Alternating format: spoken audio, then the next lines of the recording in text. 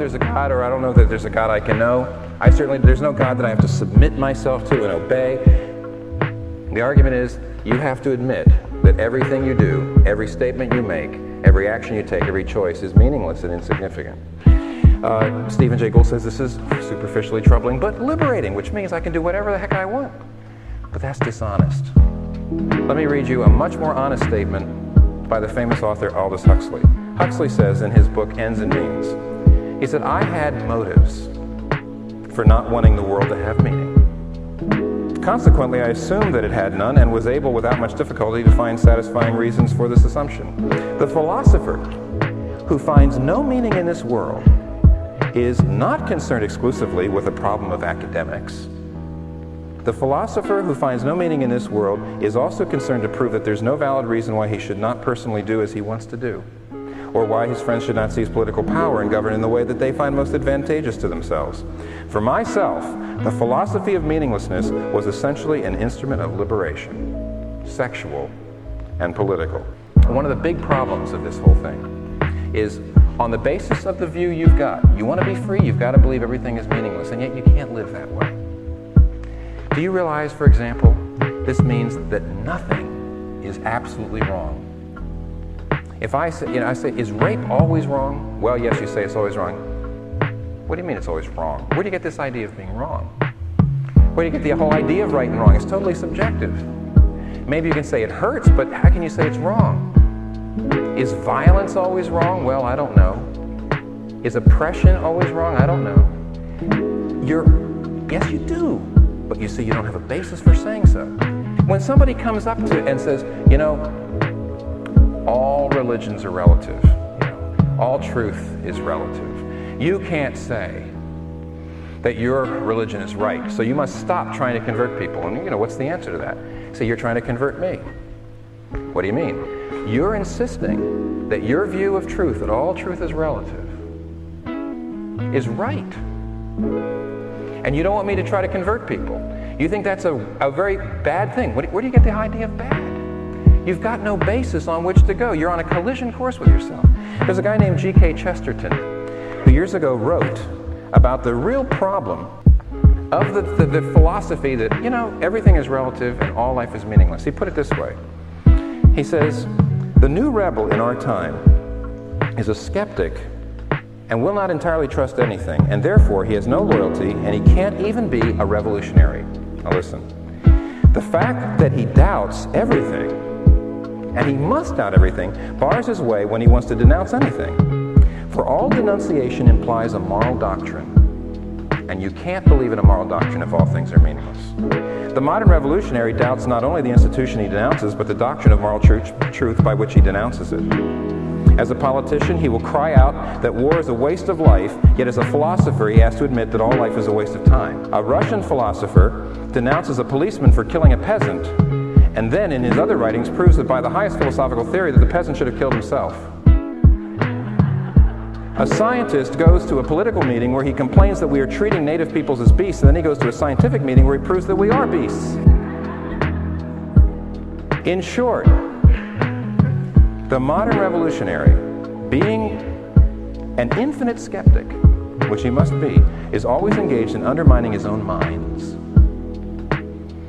In his book on politics, he attacks persons for trampling on morality, but in his book on ethics, he attacks morality for trampling on persons. Therefore, the modern rebel has become practically useless for all purposes of revolt. By rebelling against everything, he has lost his right to rebel against anything.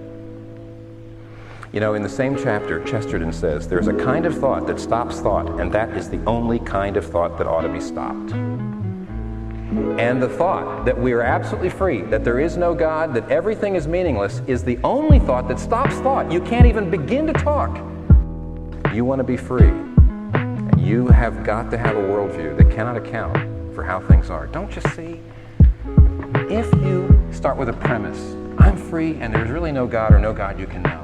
And on the basis of the premise, you have to conclude there's no such thing as evil when you know there is such a thing as evil. You have to conclude there's no such thing as love when you know there's such a thing as love. You have to conclude that human beings are no different than rocks when you know there's a difference between human beings. If you start with a premise and you come to false conclusions, why the heck won't you conclude that the premise was wrong? Why not think about the premise?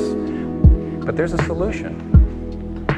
The passage that was read says, "In the beginning was the Word."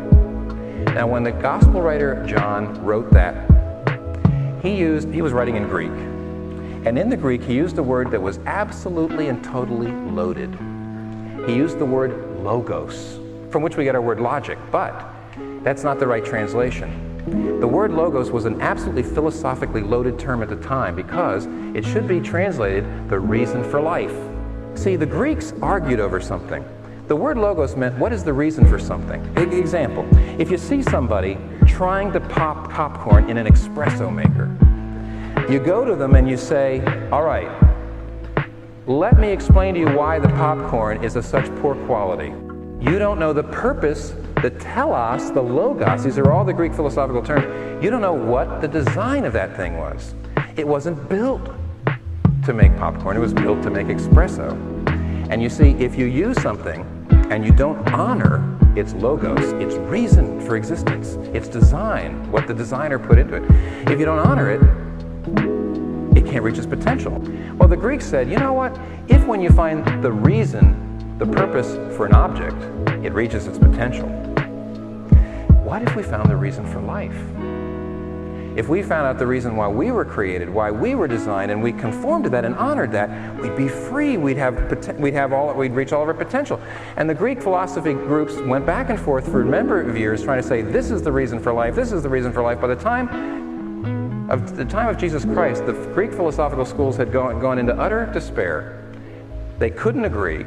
And basically people started to say there is no reason for life. There's no logos. And of course that began to sift down into the culture. Because you see, when there's no reason for life, when everything is meaningless, the culture falls apart because you start to say, who's to say what's right and wrong? Why make a contribution? Why love my neighbor? And along comes John. And he drops this unbelievable bombshell and he says, there is a logos. If there's a design, there's a designer. We know there's a design. And if there's a designer, the logos has come. I can show you what the reason for life is, but it's not an abstract philosophical principle. It's a person. The designer has punched a hole in the roof of the world and he has descended. And you were built not just to honor some philosophical principle, but you were built to know and love this divine personage. And that when you know him and when you serve him and when you love him and when you find out what he built you for and when you comply with it and you submit yourself to him, you find out who you are. You know, if you have a sailboat, you sail on the water and you sail into the wind at the right angle and you soar. And would you ever say, in the name of absolute freedom, I am going to sail my sailboat down Broadway?